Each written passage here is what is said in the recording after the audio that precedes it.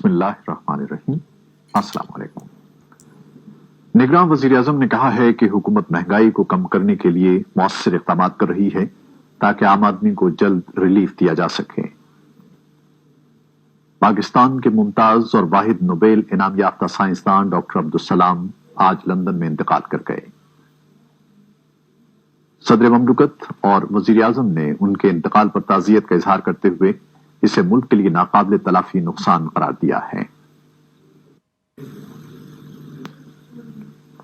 मुमताज साइंसदान और पाकिस्तान के वाहिद नोबेल इनाम याफ्ता प्रोफेसर डॉक्टर अब्दुल सलाम इंतकाल कर गए हैं।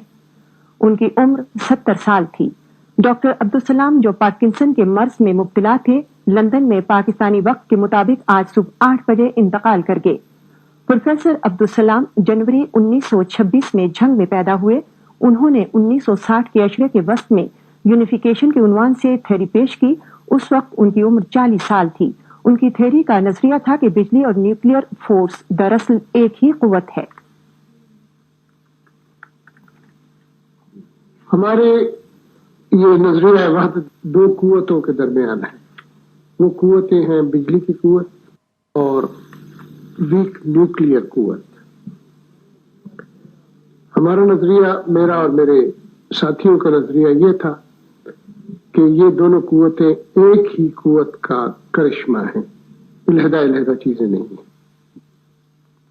उन्हें इस थ्योरी पर 1979 में नोबेल इनाम दिया गया। उसी साल कायद-ए-आज़म यूनिवर्सिटी इस्लामाबाद ने उन्हें डॉक्टरेट की एजाजी डिग्री दी।